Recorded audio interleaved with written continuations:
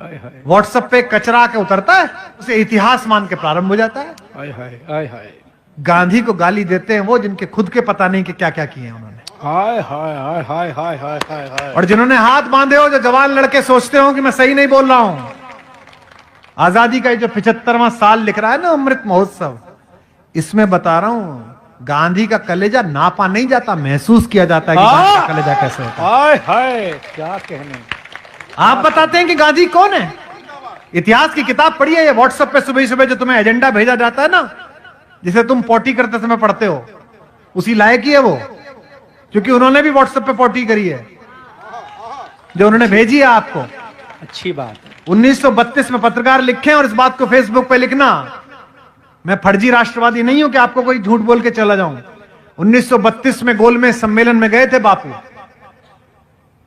सुनो कुणाल, और इंग्लैंड के महाराज ने उनसे मिलने की मंशा जाहिर। चर्चिल कहता था अधनंगा फकीर है, हर अहंकारी ऐसा ही कहता है सत्य को।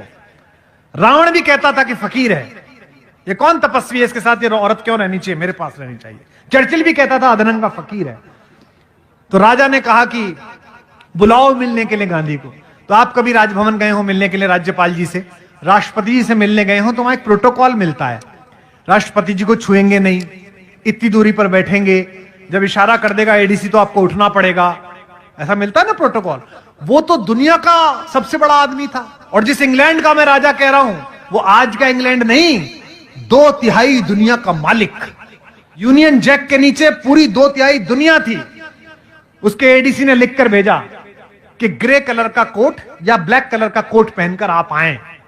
गांधी पहुंचे, बकिंगम पैलेस के अंदर बग्घी गई, दरवाजा खोला गया तो हिंदुस्तान का 156 इंच का सीना अकेली एक धोती में, यूं ही अधनंगा। एडीसी ने जाकर कहा अंदर जाके कि साहब वो तो कपड़े पहन के नहीं आया। तो जॉर्ज पंचम बोला कि चर्चिल कहता तो था नंगा है, पर इतना नंगा है। हाँ सच है, आप पढ़िए। गांधी से मिले कि ना मिले, एडीसी ने पूछा सर बुलाऊं का वापस भेज दूं। राजा को मस्खरी सूझी। राजा ने कहा देखे तो सही कौन आदमी है, पूरा देश खड़ा कर दिया आपने पीछे। उसने कहा बुलाओ अंदर। आया, दुनिया के सबसे बड़े आदमी के सामने हिंदुस्तान का सबसे कमजोर आदमी खड़ा है, और जिस हत्यारे को तुम महिमा मंडित करते हो वो नपुंसक था। 28 साल की उम्र में उसने एक बूढ़े अशक्त को गोली मारी। मर्द का बच्चा था तो किसी अंग्रेज में गोली मारता। हाय हाय हाय। मर्द का बच्चा था तो मारता किसी ऐसे आदमी को गोली। राम नाम जपते हुए एक बूढ़े को गोली मारकर आप उसे क्रांतिकारी बता रहे हैं। क्या बात। मैं जो टिप्पणी पढ़ रहा हूं सुनेगा, बैठिए आप विराजिए। मैं बहुत बहुत आपका आभार व्यक्त करता हूं, बहुत धन्यवाद। ये मैं इसे आपका प्रेम समझ के लगा लेता हूं। और राजा ने पूछा मुस्कुराते हुए गांधी से, एक धोती में गांधी खड़ा है, ब्लैक एंड व्हाइट में, सोच के देखना वो दृश्य है।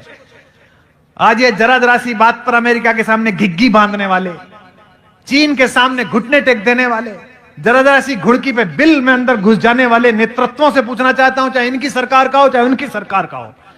1932 में गांधी खड़ा है इंग्लैंड में राजा के महल में अकेला। राजा ने पूछा well mister Gandhi, where are your clothes, तुम्हारे कपड़े कहां गए। बिना कांपे, यूरेनियम से बने हुए, प्लेटिनम से बने हुए, डायमंड से बने हुए सीने वाले हिंदुस्तान के सबसे बड़े फकीर ने कहा, जो सेंटेंस बोला उसे बोलने के लिए कलेजा चाहिए, नापने के लिए नहीं, महसूस करने के लिए। उसने कहा, हिंदी में सुनाता हूं जो अंग्रेजी में कहा, नॉट इवन माइन, तुम्हारे कपड़े कहां गए। उसने कहा मेरे छोड़ो महाराज, मेरे पूरे देश के कपड़े तो चुरा कर आपने पहन लिए। इसके लिए कलेजा चाहिए। आपका चाचा अच्छा हो सकता है, आपके बाप अच्छे हो सकते हैं, पर इससे मेरा बाबा बुरा कैसे हो गया यार। आप अजीब आदमी है भाई, क्या कहने।